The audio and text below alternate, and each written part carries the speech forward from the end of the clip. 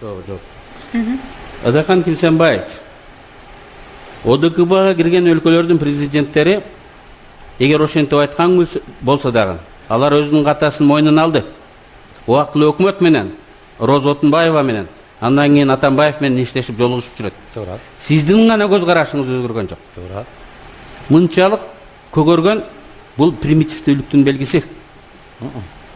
Мына ак жолдон чыккан министр парламенттик жолдун туура экенин тандап, ушул жолду улантыш керек деп бул кетип атат. Сиз көгөрүп, Бакиевдин да өткөн диктатор режимди алып келемин. Жакшы президент келсе, кийиз казык жерге кирет деп атасыз. Туура. Бирок жакшы президент ким экен десе, же мени көргөзбөйсүз, же Ташиевти көргөзбөйсүз, өзүңүздү гана элестетип турасыз. Мен шайлоочуларга, телекөрүүчүлөргө айтам. Сиз келсеңиз, Бакиевден 100 эсе жаман болосуз. Мен келсем, балким 50 эсе жаман болом. Кыргызстан жок болот. Балким мен 50 эсе жаман болом. Ошондуктан биз менсип кеткен адамдарга эмес, системага ишенишибиз керек. Биз өзүбүздүн өзгөчөлүгүбүзгө, алтын экендигибизге ишенбестен системага, элге ишениш керек.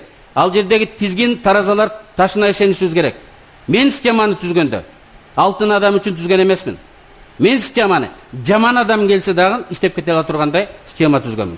Сиздин сапатыңыз бүгүнкү системада Кыргызстанды аркы дүйнөгө алып кете албайт. Эгерде сиз сунуш кылган система болсо, Бакиев менен Акаевдин артынан кетесиз. 5 жылда эмес, 2 жыл. Аркы дүйнөгө алып кеткенден туура алып кете албайт аркы дүйнөгө. Аркы дүйнөгө ошо сиздин конституцияңыз алып кетиши мүмкүн. Кудай ошону сактасын. Кудай ошону сактасын. Угуп туруңуз. Аркы дүйнө менен берки дүйнөнүн айырмасын билесизби? Мурун сиз Бакиев менен идеолог болуп Бакиев менен жүргөндө конституция ар 1,5 жылда алмашылган. Ал эми 20 жылда конституция 2 жыл 2 айда алмашылып турган. Мына азыр 5 жылда конституция былк этпей туруп Кыргыз тарыхында рекорд койду. Эгер дагы 5 жыл тура турган болсо, Кыргызстандын өнүгүүсүнө бул толук шарт түзөт. Эми Өмүрбек Чиркешевич, өзүңүздүн ичиңиздеги ооруну баары ушундай ооруса керек деп ойлобоңуз. Бизде диагноз башкачараак. Эгерде ошол Бакиевден өткөн, Акаевден өткөн кызыл камчы деп атасыз, ошол социалисттик аталган сиздин партияңыз темирдей ошондой тартип барлыгы үчүн Кыргыз мамлекети агрардык, индустриалдык мамлекет болду. Сиз социалисттик деген чапанды жамынып алып, аклократиянын оюнун ойноп атасыз. Сиз айткансыз, эгерде өкмөттү бизге берсе, биз 3 айда көмтөрдү 67%га чыгарабыз дегенсиз. 3 ай эмес, 1 жыл өттү. Азыр айтып атасыз. Ал Оторбаевдин ою, ал менин оюм. Ошондой кылып чайкоочулук токтотуңуз. Чайкоочу сиз болуп атасыз. Чайкоочулук кылбаш керек. Биз президент макул болбосо, өкмөт макул болбосо, парламент макул болбосо, кумтөрдү чечиш кыйын. Бир фракция, Алмаз Шаршенович абдан туура айтты. Деп айттым. Бул Алмаз Шаршенович абдан туура айтты. Коалициялык көпчүлүктө турасыз, бир бутуңуз менен, анан шайлоого жакындап калганда эл тарапка качып өтө коесуз дагы, анан шайлоо бүткөндөн кийин келише коесуз алар менен. Мына айтып атасыз.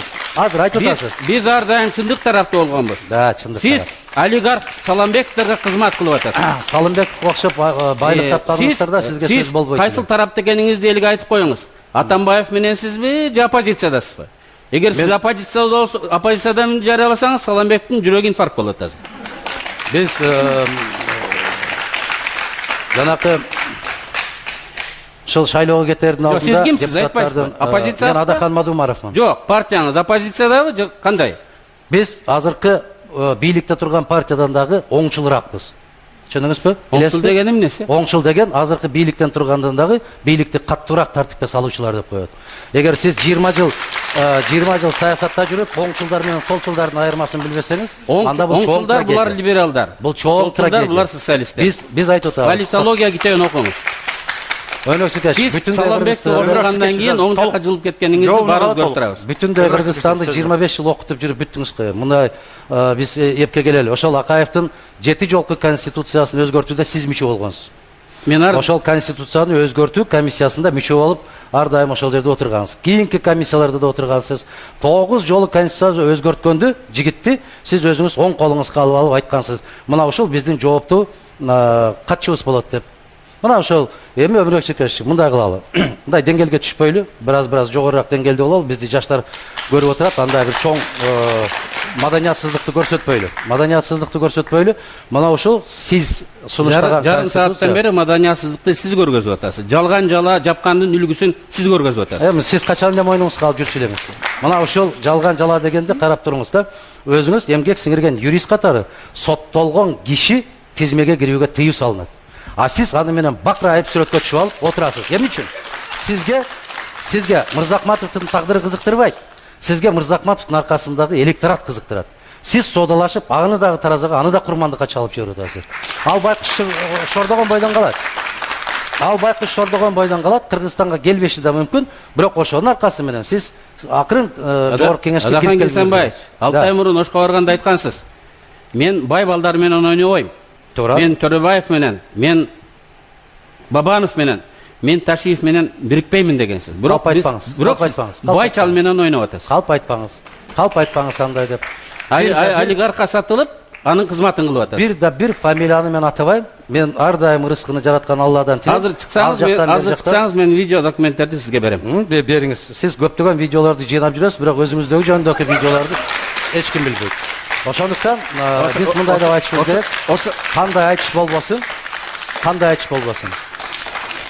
Кыргызстанда көптөгөн жерлерде жолугушуп жүрөбүз. Бир партиянын жетекчиси биз сыяктуу ар бир айылдарга барып турган жок.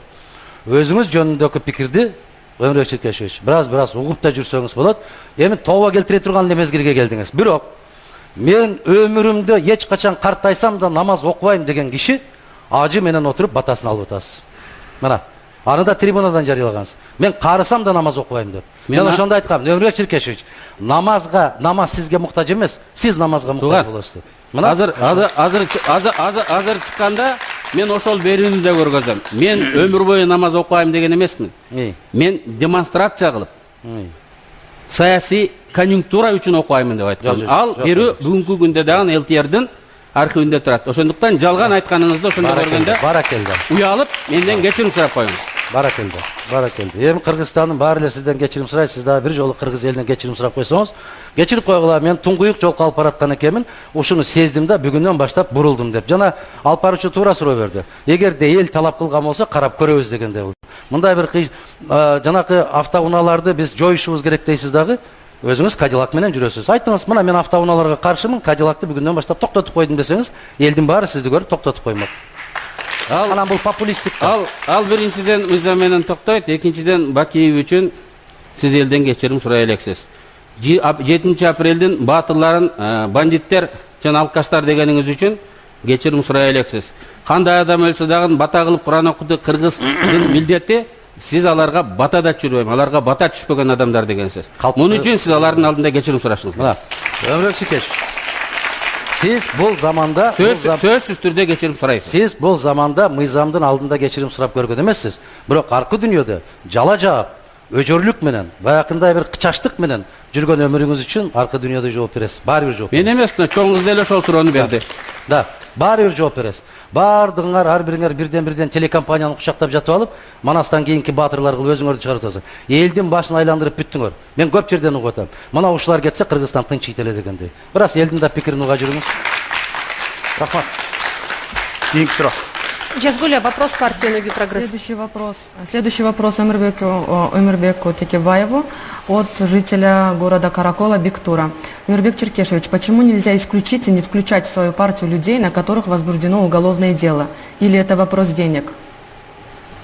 Это вопрос принципа. Бардык партияларда тилекке каршы ар кандай убакта кылмыш иши козголгон адамдар бар экен.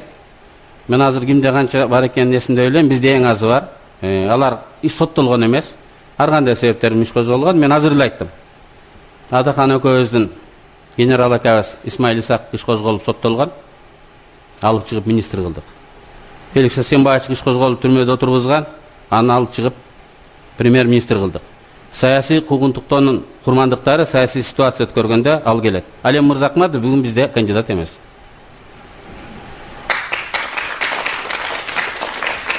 Следующий вопрос Адахану Мадумарову. Адахан Кимсанбаевич, вам вопрос от жителя города Бишкек Туркманова Азиза. Если вы пройдете в Джогорку Кенеш, можете ли вы принять закон, согласно которому депутатом можно будет работать только 10 лет? Если честно, народ уже устал от старых депутатов. Есть резон, но в то же время парламент это такой орган, там, где требуется знание жизненного опыта и других отраслей. Есть 96-летний сенатор в Соединенных Штатах Америки, есть, посмотрите на Российскую Федерацию, на Казахстан посмотрите, там должны быть достаточно зрелые, опытные. Другое дело не в возрасте, дело в том, как жил, по какому принципу жил. Если, называя социалистом и стать крупным олигархом, это другой вопрос. А если открыто заявляет, что он занимается бизнесом, и он является бизнесменом, это другой вопрос. Это просто дело чести.